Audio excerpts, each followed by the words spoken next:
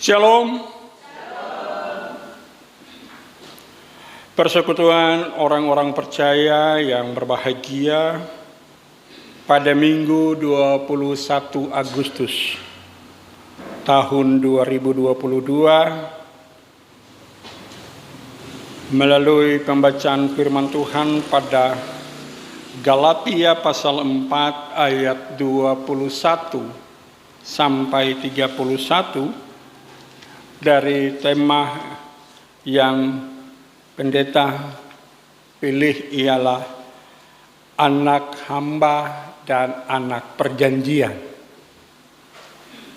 Anak hamba dan anak perjanjian. Sesungguhnya kalau kita telusuri dan dalami secara baik rentetan-rentetan pembacaan firman Tuhan yang ketika kita memasuki bulan Agustus, sesungguhnya berbicara tentang kemerdekaan. Di dalamnya ada kemerdekaan. Diawali dengan 2 Korintus pasal 3 ayat 1 sampai dengan 18. Tentunya berbicara tentang surat-surat Kristus. Menjadi surat atau orang Kristen adalah surat di dalam Kristus.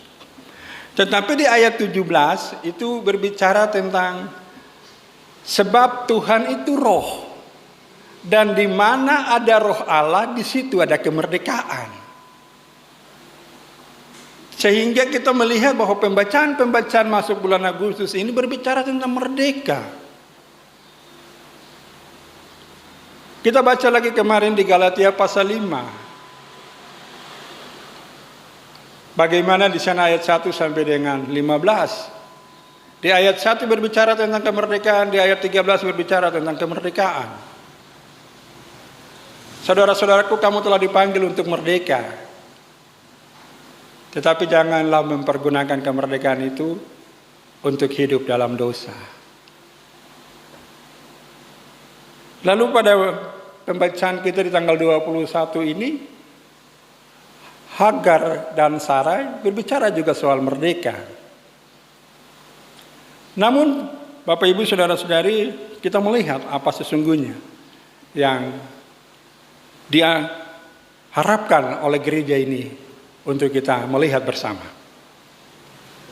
Yang diberikan tema pada pagi hari ini ialah anak hamba dan anak perjanjian. Saya kutip satu bagian firman Tuhan dari Injil Yohanes pasal 8 ayat 30 sampai dengan 36. Dikatakan begini. Setelah Yesus mengatakan semuanya itu, banyak orang percaya kepadanya. Maka katanya kepada orang-orang Yahudi yang percaya kepadanya, jikalau kamu tetap dalam firman-Ku, kamu benar-benar adalah murid-Ku. Dan kamu akan mengetahui kebenaran dan kebenaran itu akan memerdekakan kamu. Jawab mereka, kami adalah keturunan Abraham dan tidak pernah menjadi hamba siapapun. Bagaimana engkau dapat berkata, kamu akan merdeka? Kata Yesus kepada mereka, aku berkata kepadamu, sesungguhnya setiap orang yang berbuat dosa adalah hamba dosa.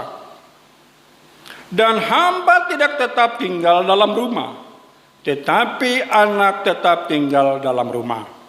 Di ayat 36 dikatakan demikian.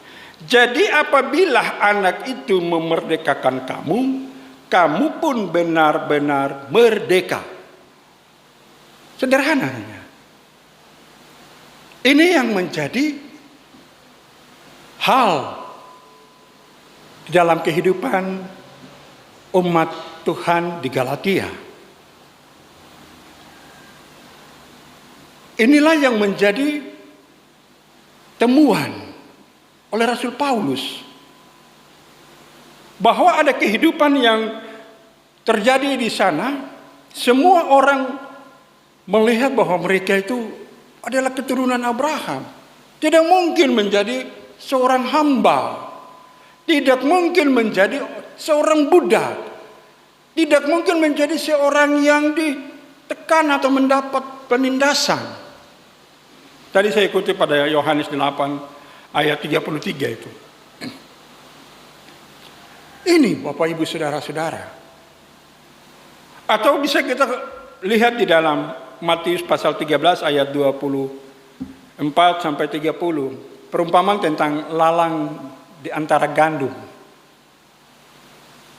Itu ditumbuh sama. Waktu dia bertumbuh, kita semua bisa bilang, ini sama saja. Karena bentuknya sama. Daun, dia naik.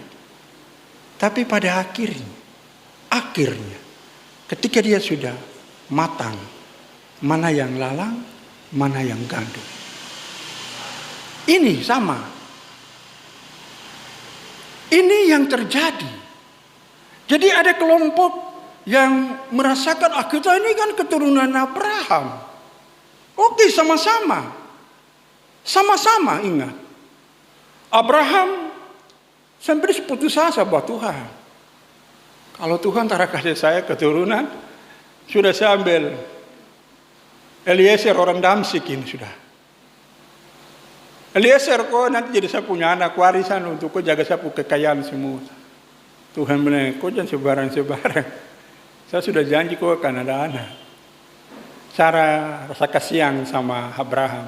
Sudah ada saya punya budak ini, saya punya hamba nih, Hagar. Silakan. Abraham rindu punya anak. Bagaimana firman Tuhan di dalam Kejadian pasal 1 ayat 28 dikatakan beranak cuculah dan penuhilah bumi. Wah, Abraham ini sudah janji, sudah setia, sudah sungguh-sungguh dengan Allah. Kapan saya dapat itu? Waduh, saya sudah tua ini.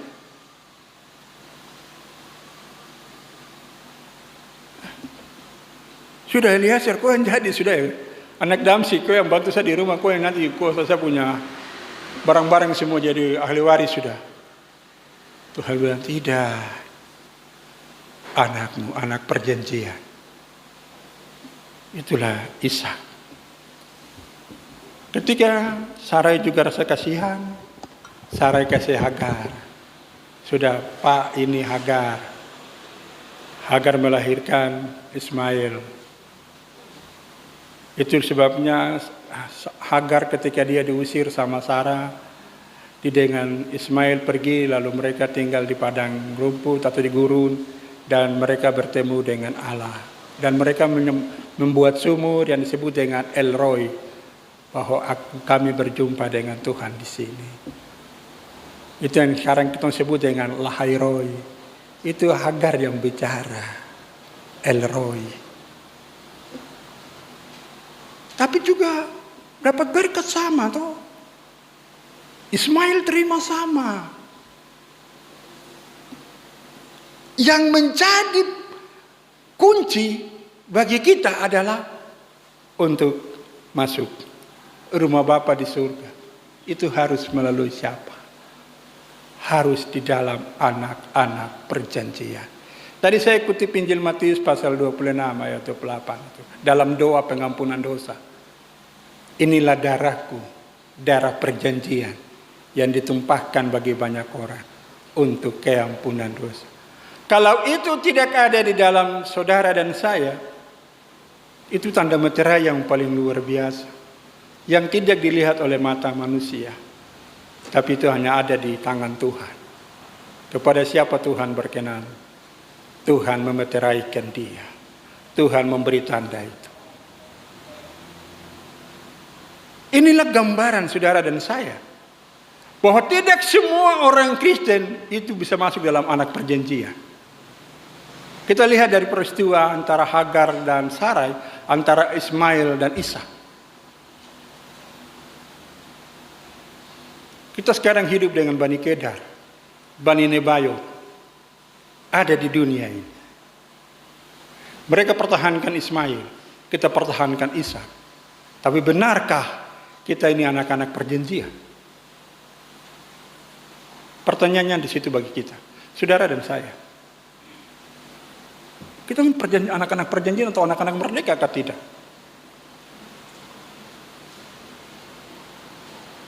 Kalau kita adalah anak-anak perjanjian, anak-anak merdeka, maka kita harus bebas. Bebas dari segala yang mengikat kita secara turun-temurun. Secara yang mengakibatkan kita ada dalam tradisi dan budaya yang sia-sia. Harus kita lepas. Kalau bermerdeka. Saya yang suka maki, saya yang suka gosip orang, saya yang suka cemooh orang, lepas itu yang itu. Baru itu merdeka.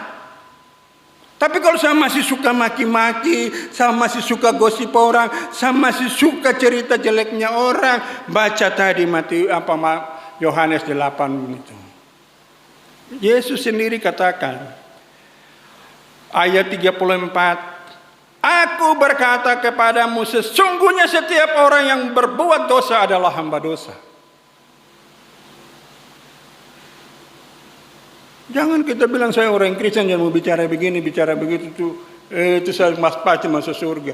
Kalau dalam tanda kutip, kalimat yang menghujat dan menghujat orang, hati-hati. Jangan hujat orang. Jangan jelek-jelekan orang. Ingat. Kejadian 1, 2, 6, 2, 7. Kita diciptakan menurut rupa dan gambar Tuhan.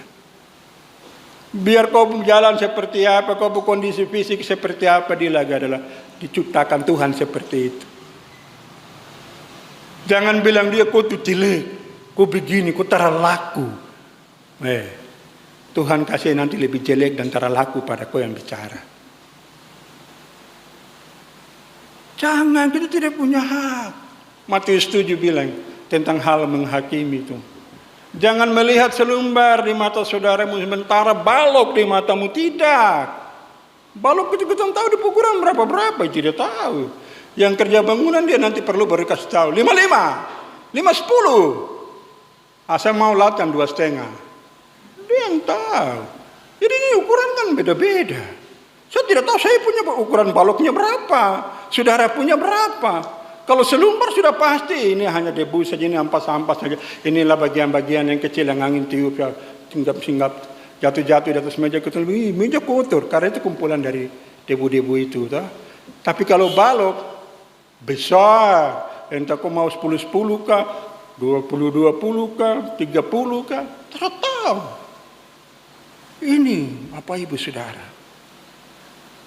Kita adalah orang-orang yang dikatakan orang Kristen.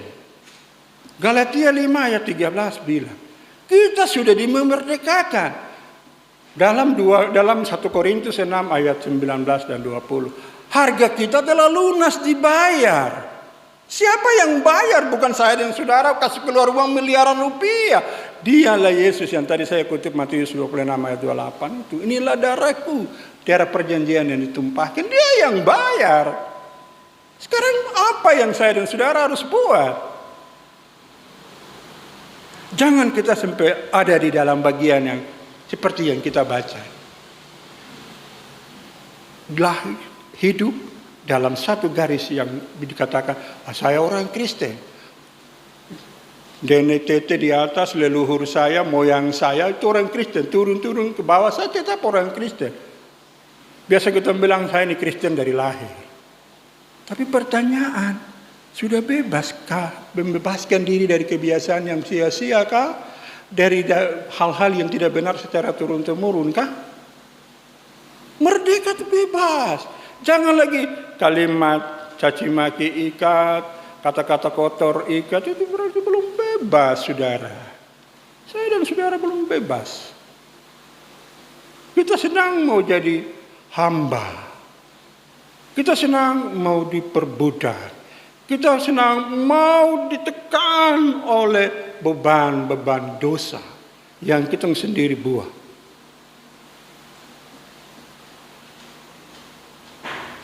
Sehingga Bapak Ibu Saudara-saudari, dari perkataan Tuhan kepada hambanya Paulus yang disampaikan kepada jemaat di Galatia, dikatakan Di ayat 23, tetapi anak dari perempuan yang menjadi hambanya itu diperanakan menurut daging, dan anak dari perempuan yang merdeka itu oleh karena janji.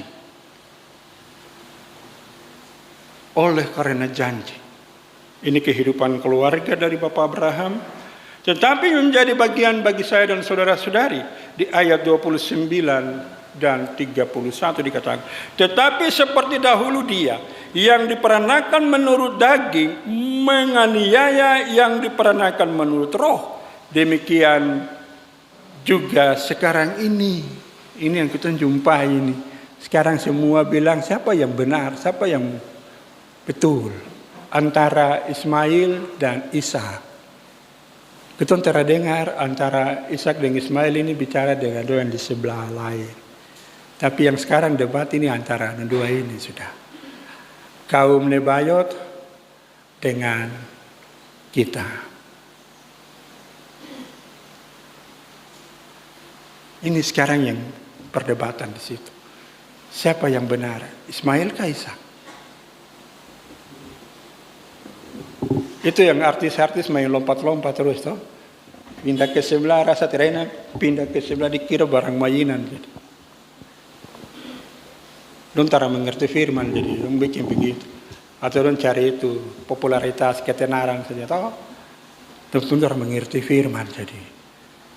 Padahal itu sendiri sedang mengikat dompu diri.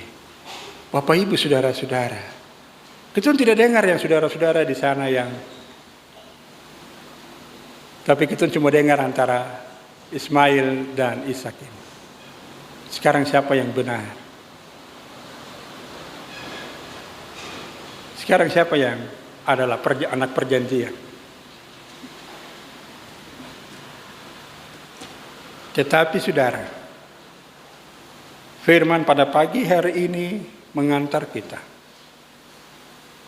menolong kita, bahwa saya dan saudara ada di jalur yang benar. Karena firman dalam Yohanes 14 ayat 6, akulah jalan dan kebenaran dan hidup. Tidak ada seorang pun yang datang kepada Bapa kalau tidak melalui aku. Kita ada di jalan yang benar. Jangan saudara kita membuat diri kita diperhambakan lagi dengan hal-hal yang sia-sia.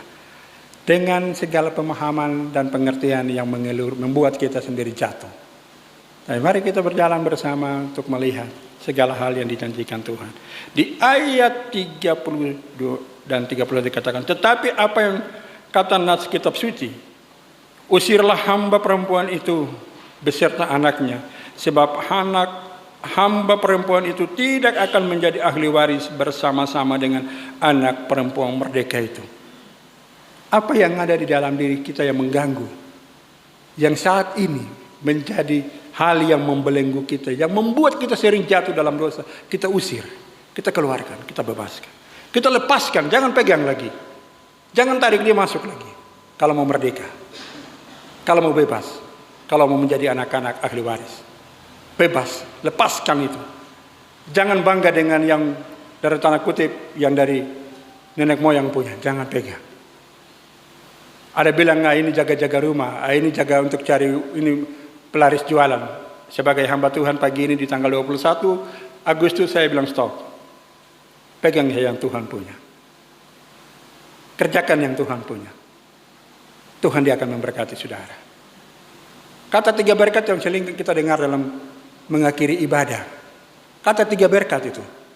Tuhan memberkati engkau dan melindungi engkau. Tuhan menyinari engkau dengan wajahnya dan Tuhan memberi engkau kasih karunia dan damai sejahtera. Ini luar biasa saudara. Kalau kita ragu, kita bimbang, berarti kita sendiri belum membangun diri di dalam Tuhan. Sehingga melalui firman Tuhan pada pagi hari ini saudara, semua situasi yang kita jumpai, yang kita lihat, kita dengar, ingat bagian pertama yang saya kutip pada Matius pasal 13 ayat 24 dan 2 sampai 30 tentang lalang dan gandum itu. Kita hidup sama-sama. Akhirnya Tuhan yang akan tentukan siapa yang menjadi milik Tuhan, siapa yang bukan milik Tuhan. Itu ada di sana. Hari ini dan hari-hari yang akan datang, Jangan kita persoalkan soal-soal yang ada, yang mengganggu kita. Tapi kita tetap berpegang pada Yesus Kristus anak Allah yang hidup. Hal yang kedua Bapak Ibu Saudara-saudara, ketika ada banyak tawaran, ketika ada banyak bagian yang mau mengganggu saudara, yang secara duniawi, yang merupakan bagian atau bagian yang akan saudara sangat rindu untuk menjadi milik saudara. Saudara, jangan pakai cara dunia. Mintalah petunjuk dari Tuhan. Minta, ketuk, pasti Tuhan buka. Pasti Tuhan berikan. Pasti Tuhan serahkan. Jangan cari yang dunia pun. Sehingga yang kita lihat sekarang 303, peristiwa 303. Sekarang sudah mulai mengikat banyak pimpinan-pimpinan yang terlibat dengan judi 303 itu.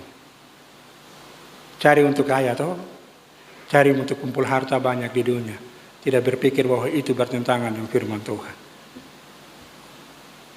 Padahal jelas dalam Lukas pasal 3, Tuhan ketika mengizinkan Yohanes melayani, banyak pertanyaan dalam proses pembaptisan di Sungai Yordan. Apa yang dikatakan dari pertanyaan para pemungut cukai dan para prajurit? Apa yang harus kami buat? Yohanes bilang, jangan mengambil lebih banyak daripada itu. Cukupkanlah dirimu dengan gajimu. Anak-anak Tuhan yang menyebut dirinya adalah orang yang setia hadir dalam ibadah, tapi melakukan itu, kau bawa ke dalam gereja persembahan itu Tuhan tak terima. Kau bawa setebal begini, setinggi ini, Tuhan tidak terima. Ingat Kejadian 4, Kain dan Habel. Dua-dua taruh, ini hasil kerja Tuhan. Naik. Ibaratnya asap. Yang satu punya dinaik lurus. Yang satu punya goyang-goyang. Tuhan bilang, kok punya tak terima.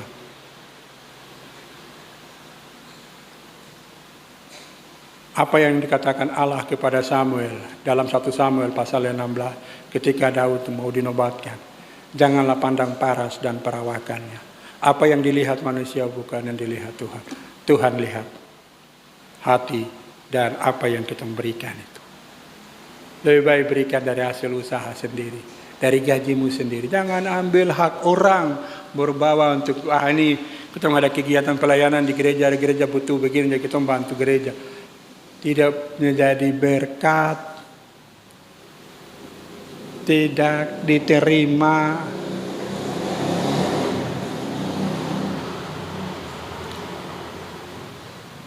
Dan hal yang ketiga Bapak Ibu Saudara-saudari, dari bagian ini untuk kita semua. Di ayat 31 dikatakan, karena itu saudara-saudara kita bukanlah anak-anak hamba perempuan, melainkan anak-anak perempuan merdeka. Ketika kita menjadi anak-anak merdeka di dalam Yesus Kristus, kita menjadi anak-anak perjanjian. Perkataan Tuhan Yesus di dalam Injil Yohanes pasal 1 ayat 12. Tetapi semua orang yang menerimanya diberikan kuasa supaya menjadi anak-anak Allah. Kuasa yang diberikan oleh Tuhan itu akan ada di dalam setiap orang percaya. Di dalam setiap orang merdeka. Di dalam setiap anak-anak perjanjian itu. Dimanapun saudara pergi melangkah dan saudara hadapi apapun. Baik di alam nyata maupun di alam roh. Kuasa itu akan menolong saudara. Dia akan menjadi kekuatan bagi saudara. Dia akan memberi saudara segala hal. Dia akan mengerjakan segala hal yang saudara tidak bisa kerjakan. Dialah yang akan mengerjakan itu. Kiranya Tuhan Yesus memberkati firman-Nya bagi kita semua. Jadilah orang yang merdeka di dalam Tuhan. Sebab Tuhan adalah roh. Di mana roh Allah ada, di situ ada kemerdekaan. Amin.